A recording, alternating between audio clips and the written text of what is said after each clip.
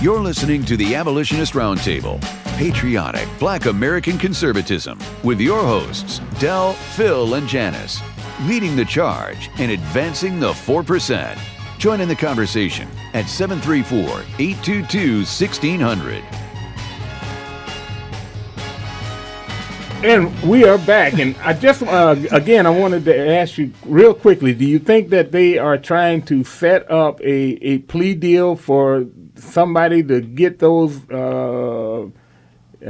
the actual charges that might be formulated against Hillary down to a misdemeanor? Because what she, in my estimation, what she's doing, what she has done is felonious behavior. That's all you can say about it. Right, I would agree, and this is on a huge scale. Yeah. One, the question that we were discussing before the break, I do believe that there are other career bureaucrats who colluded with her on this. She couldn't have pulled this off. Exactly. You don't become the head of Secretary of State, and then everyone says, hey, what happened to the email? How do I talk to my boss? Oh, well, disregard here. She's going to be at this email address. You have two systems. Yep. You have a secure system, and you have an open system. You know, it's a matter of semantics. When these folks talk about a political scandal, I like to look at that as a crime, as opposed, I mean, bank robbers are out there right now saying, hey, I was involved in a scandal.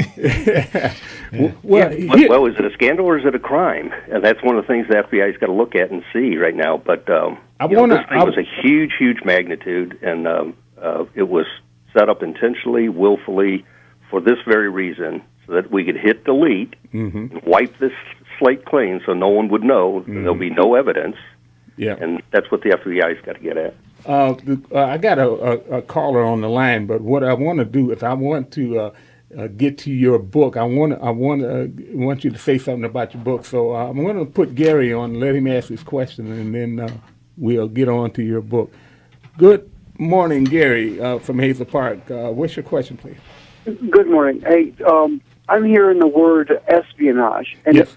It's espionage during the time of war, and it got the ambassador killed. Doesn't this rise to the level of the Rosenbergs? I certainly believe it. What about you, Mr. Adler? I would think so. Yeah. If you're talking about national secrets and you're getting them out, and someone is intentionally putting them out somewhere so that the bad guys can get at them, I think that would certainly rise to that level. Well, Gary? Go ahead, Gary. All right, thanks. I mean, that woke me up. Yes. Thanks for your call. Thank you, Gary. Yeah. Wow, it is on and this level. We got the right man on here. We do. Yes. Okay, Mr. Adler, would you let us know a little bit about your book right quick? Yes, sir, absolutely. Chasing Bandits. It's stories. Each chapter is an individual story of bad guys I've chased, bandits I've chased during my career. It's just meant to be a fun, quick, easy read. Your listeners can reach out to Amazon.books and get order a paperback copy, or they can go to their local bookseller. Local booksellers can order it via Create Space. Yes. You can download the electronic version of it. It's just a fast, quick, easy read. Got a lot of really positive feedback, but it's also entertaining and it is informative. It'll give you an idea of some of the bandits that are out running around in your community. Now, just in case some our listeners would like to get in touch with you, because we hope that we can have you back very, very soon as this progresses along. Oh, absolutely. How would they? How would some of our listeners get in touch with you? You know, I'm out there. I'm a number 2 lead pencil guy, but I'm slowly being dragged into the 21st century. I'm right there with you. I have a Facebook page, and then Chasing Bandits is out there on Facebook. Okay. All right. Yep. Well, listen, we got to have you back, because I see that you are right on it, and you understand, and you can give our people a good understanding of what's going on. Thanks a lot for getting up with us. It's good to be with you. God bless you guys. Thank you. God bless you. Good fight. All right. Thank you. We'll talk to you soon. Chasing Bandits, folks. Chasing Bandits. All right. At Amazon. Thanks a lot. We are going to we've got another guest. Yeah, we have coming up. another guest. We're gonna be speaking with Kevin Martin. Yeah, Kevin Martin is yeah. from Project 21. In addition, Kevin Martin, you see him around on Fox News, Rick Amato show. So you see him all around town. But in the meantime, we're gonna get back to. I want to get back to. Oh man, this is really. Can you believe this right here? I mean, for people to bring this down, and that's why I was kind of skeptical when I heard that video of the ladies, because I know that that Black Lives Matter group, they moved they're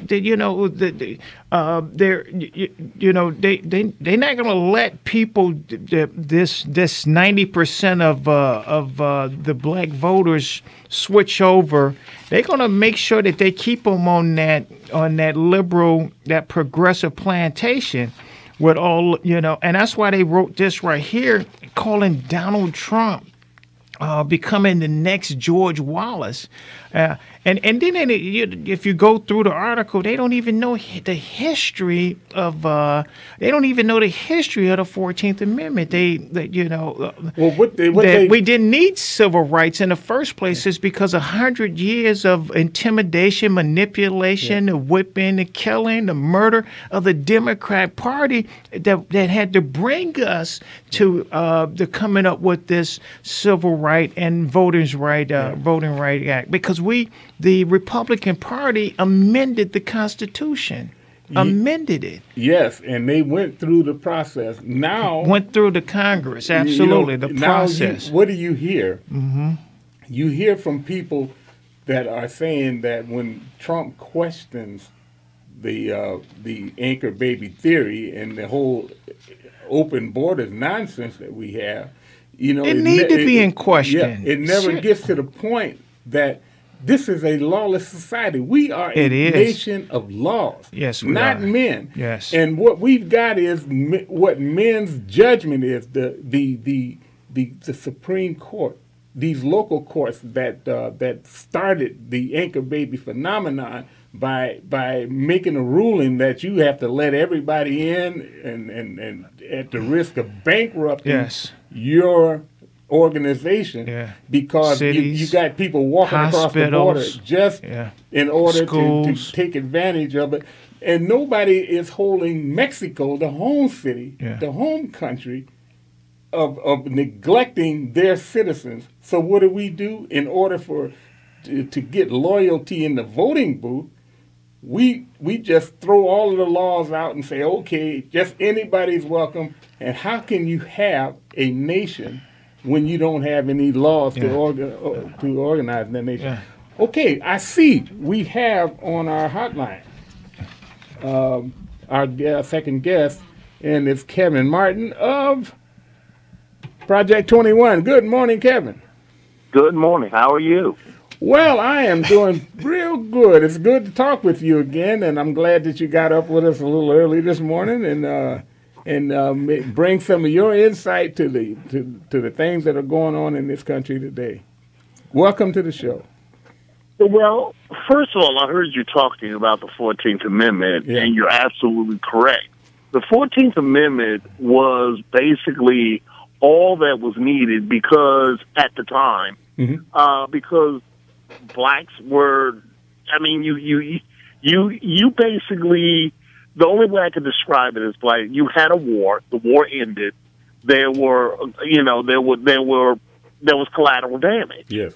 Slavery was ended, and so instead of this whole, ship them all back to Africa, we don't know where they are. I mean, blacks have been in this country for almost 150 years at that point. Yes. So they incorporated the 14th Amendment. They went through a constitutional Congress and implemented the 14th Amendment. Nowadays, it seems that they're trying to use this whole 14th Amendment clause for legal immigration, but the problem is no one went there and got them. Unlike slaves with the 14th Amendment. Yes. No one under a government flag went into these countries and got these people. Exactly right. That's exactly right. Now there is a thing such as we let refugees in this country. Right. Okay? as a former military member, I can tell you we do. We let refugees in the country. Okay, namely some countries that have very poor human rights records or are currently engaged in some type of civil war, civil strife. Yeah. That is not considered illegal immigration. They are considered humanitarian refugees. Mm-hmm. Okay. Well, this thing with illegal immigration is okay. We're not going to waste our time or our money. Okay, so we're just going to say, okay, they're here. We're just going to I mean, we're gonna abdicate. We're gonna abdicate our constitutional requirements to act on a problem, and the problem was that we in this country had people mistreating people in large numbers, which were the slaves, my ancestors, your ancestors.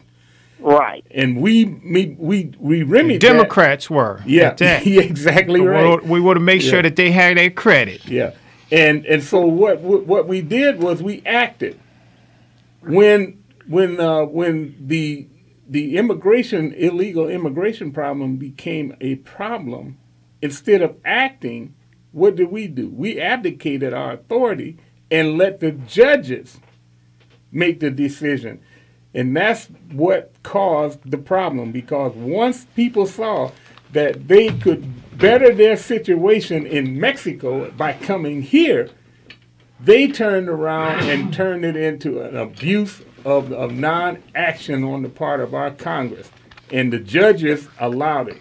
And this is where the problem is. And everybody is saying today that that you can't change this, you can't do this. But the law is already there. It is up to the Congress to remedy the problem of illegal immigration. And I can see right now that everybody expects the court system to side with the status quo and keep it like it is. But we can even remedy that problem if we have the right leadership in this country.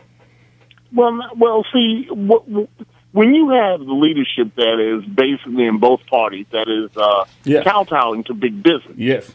Okay.